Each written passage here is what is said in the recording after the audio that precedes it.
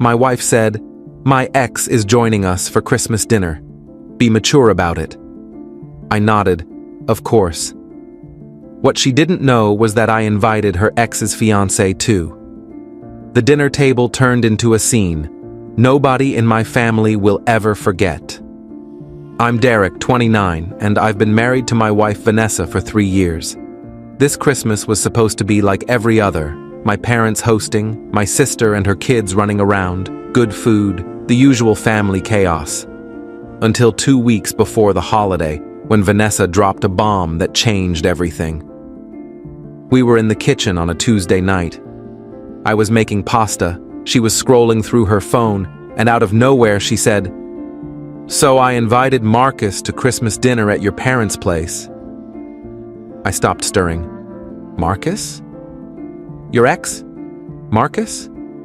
Yeah, she said casually, not even looking up. He's going through a rough time and doesn't have family in the area. I thought it would be nice. Let me give you context. Marcus is Vanessa's ex-boyfriend from college. They dated for 3 years, broke up about 6 months before she and I met. She's always maintained they're just friends and that their relationship ended mutually. I've met Marcus exactly twice, once at a barbecue 2 years ago and once at a charity event last spring. Both times he was polite but had this weird energy around Vanessa, like they shared inside jokes I wasn't part of. "You invited your ex to my family's Christmas dinner without asking me first?" I said slowly. She finally looked up. "Derek, don't be insecure about this. Marcus and I are friends. That's it. And before you start, yes, I already told your mom and she said it was fine." That part stung. She'd gone to my mother before coming to me. "When did you talk to my mom?" "Yesterday. I called her to ask if we could bring an extra guest and explained the situation. She was totally understanding." I felt my jaw tighten. "Vanessa, that's not the point. You should have asked me first. It's weird to invite an ex to a family holiday." "It's only weird if you make it weird," she said, her tone getting sharper. "Marcus is going through a breakup and I'm being a good friend. I need you to be mature about this." There it was. The "be mature" line. Like I was a child throwing a tantrum instead of a husband whose wife just made a unilateral decision about our holiday plans. "Fine," I said. "He can come." She smiled. "Thank you." I knew you'd understand. I didn't understand. Not even a little bit. But I nodded and went back to stirring pasta while my brain started working overtime. That night, after Vanessa went to bed, I did something I'm not proud of, but don't regret. I went through her phone. I know, invasion of privacy, breach of trust, all of that. But something felt off, and I needed to know if my gut was right. What I found was worse than I expected. Vanessa and Marcus had been texting constantly, multiple times a day for the past 2 months. Nothing explicitly inappropriate, but the tone was way too familiar. Lots of inside jokes, lots of remember when messages, lots of her complaining about me. There was one message from 3 weeks ago that made my blood boil. "I miss what we had. Things were simpler." And her response, "I know." Sometimes I wonder what would have happened if we'd tried harder. I took screenshots, sent them to myself, deleted the evidence that I'd done so. The next day, I did some digging. Turns out Marcus hadn't gone through a breakup recently. He'd gotten engaged 4 months ago. I found his fiancée's Instagram pretty easily. Her name was Claire, and she seemed nice. Lots of photos of her and Marcus hiking, at restaurants, looking happy. There was even a photo from Thanksgiving with the caption, "Grateful for this man and our future together." So, Vanessa had lied. Marcus wasn't going through a rough time. And if Claire didn't know her fiancé was spending Christmas with his ex-girlfriend, well, that seemed like information she deserved to have. I created a burner Instagram account and sent Claire a DM, kept it simple and factual. "Hi Claire, you don't know me, but I'm married to Marcus's ex-girlfriend Vanessa. She invited him to spend Christmas with our family and I thought you should know since from your posts it seems like you two are engaged. If you want to talk, here's my number. She messaged me back within an hour. We moved to text. She had no idea Marcus was spending Christmas with Vanessa. In fact, Marcus had told her he was going to a work colleague's holiday party. Claire was upset, but also grateful I'd reached out. We talked for about 30 minutes, and by the end of the conversation, I'd invited her to Christmas dinner too. "Are you sure?" she asked. "Won't that be awkward?" "Probably," I said. "But I'm tired of being lied to, and I think we both deserve to know what's really going on." She agreed.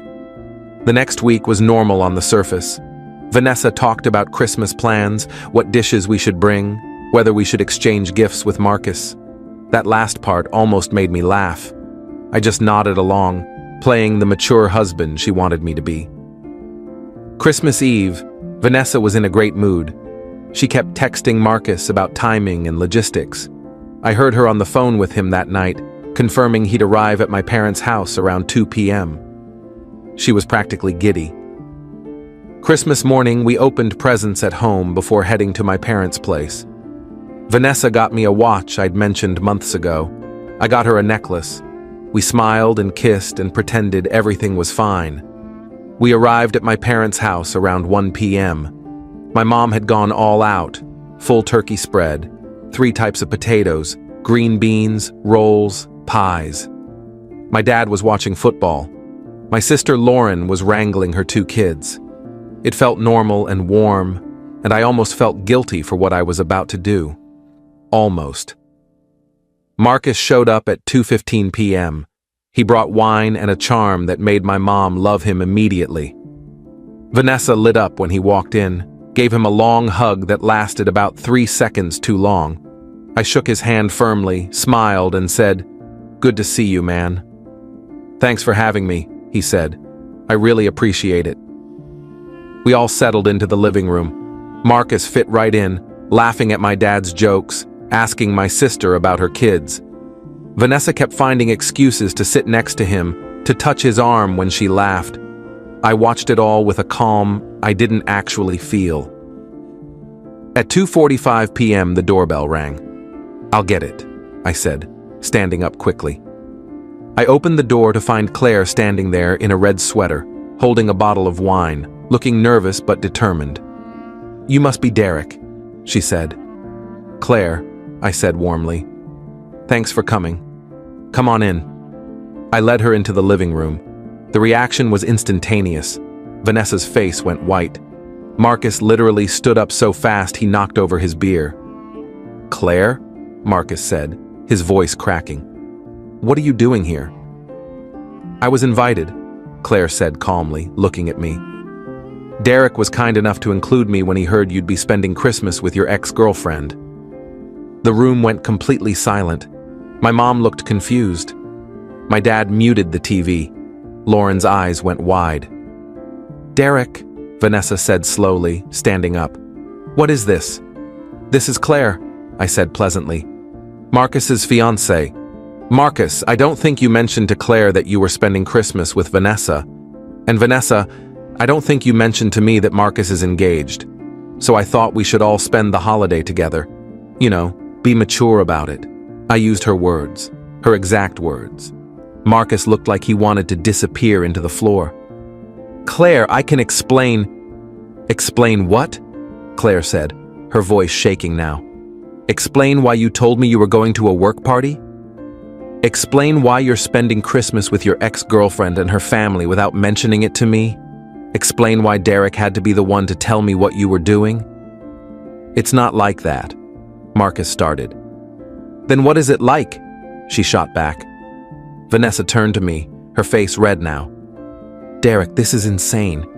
You invited his fiancée to embarrass me?"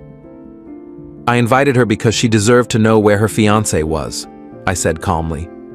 "Just like I deserve to know that you've been texting your ex constantly and telling him you miss what you had." Her face went from red to pale. "You went through my phone?" "I did," I admitted. "And I found a lot of interesting conversations. Want me to share them with everyone?" My mom finally spoke up. What on earth is happening right now? Lauren was recording on her phone. I didn't stop her.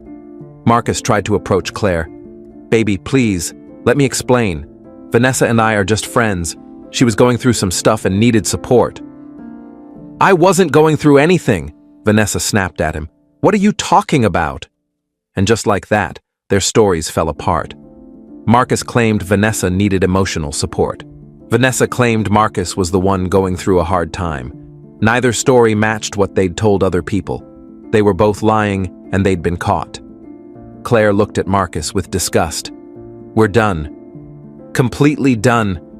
Don't come home tonight. Don't call me. I'll have my brother pack up your stuff. She turned to me. Thank you for telling me. I'm sorry I came to your family's Christmas, but I'm glad I know the truth. You're welcome to stay for dinner if you want, my mom said quietly, and I loved her for that. Claire shook her head. I think I need to go, but thank you. She left. Marcus stood there frozen for a moment, then grabbed his coat and followed her out without another word. The door closed. Vanessa stared at me with a mixture of fury and humiliation. I want a divorce, I said before she could speak. I've already contacted a lawyer. You can stay at your sister's place until we figure out living arrangements. Derek, she started. No, I interrupted. You brought your ex to my family's Christmas. You lied to me about why. You've been emotionally cheating on me for months. You made me feel crazy for being uncomfortable. So no, we're done. She looked around the room, at my parents, at Lauren, at the dinner table set for a holiday that was now completely ruined, and I watched her realize she had no allies here. She grabbed her purse and left without another word. Update 1. Christmas dinner was awkward, but we got through it. My mom kept apologizing for not asking more questions when Vanessa called about bringing Marcus. My dad said I'd handled it well.